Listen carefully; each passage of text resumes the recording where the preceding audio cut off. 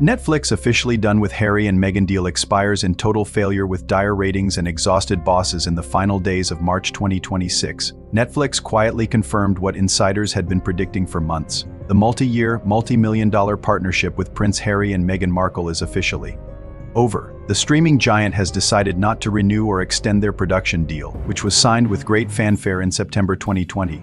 What was once hailed as one of the most lucrative post-royal contracts in entertainment history has ended in silence, with no new projects commissioned, no renewal announcement, and mounting evidence of creative exhaustion on both sides. The deal that was supposed to change everything. When Harry and Meghan stepped back as working royals in January 2020 and relocated to California, Netflix moved fast. In a joint announcement on September 2, 2020, the couple and Netflix revealed a multi-year partnership.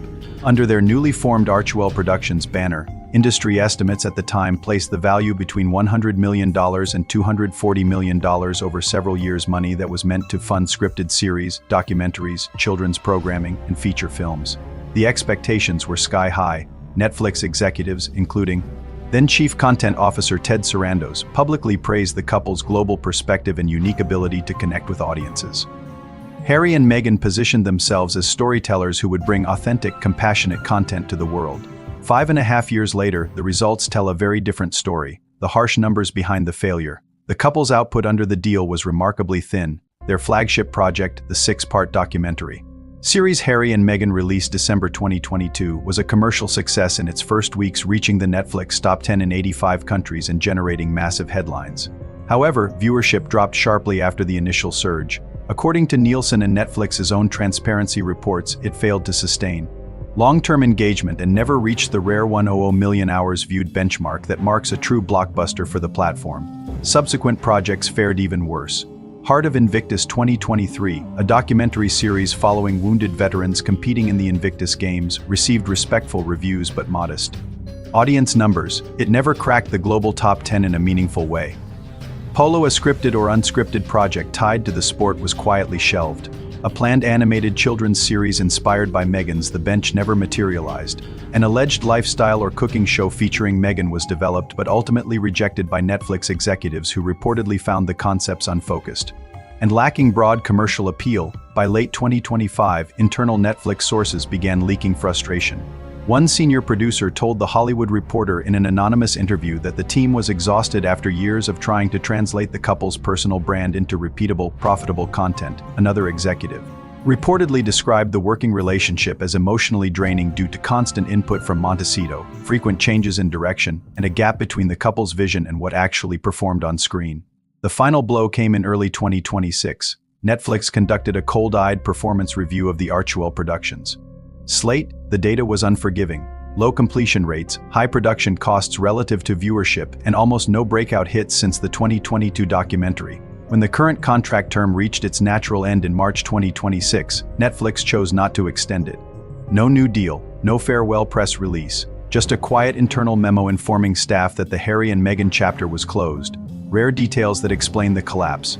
Very few people outside the industry know the full extent of the creative friction. According to multiple sources who worked on the projects, Meghan pushed hard for a polished, aspirational lifestyle brand, something closer to a modern Martha Stewart or Gwyneth Paltrow platform.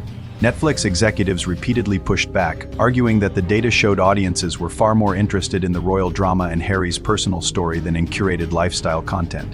Harry, for his part, was deeply invested in veterans' issues and mental health, but several pitched documentaries were turned down because they were deemed too niche or too similar to existing Netflix programming.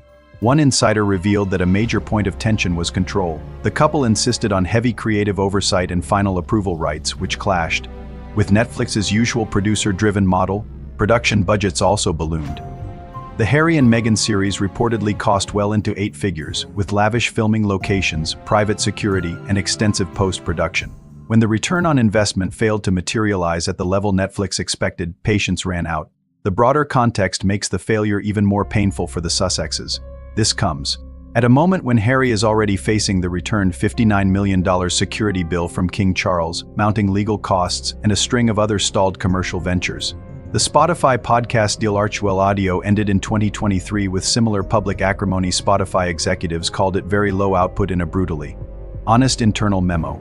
Now Netflix has joined the list of major platforms that have walked away.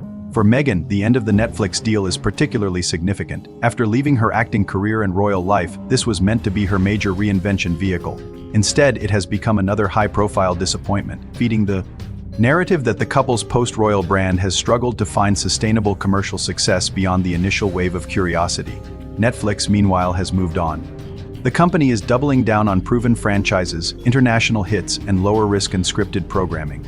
Executives are said to be relieved to close a chapter that consumed significant executive time and resources with limited long-term return.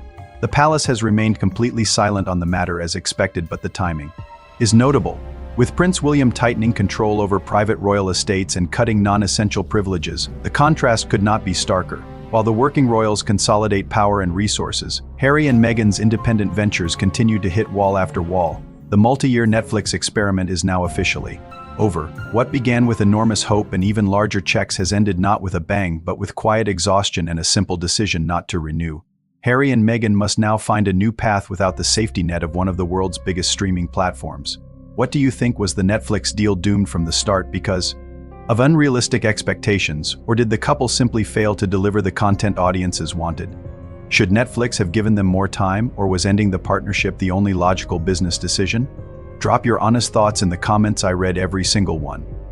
If this detailed breakdown of the rise and quiet fall of the Sussex Netflix deal surprised you, hit like, subscribe, and turn on notifications.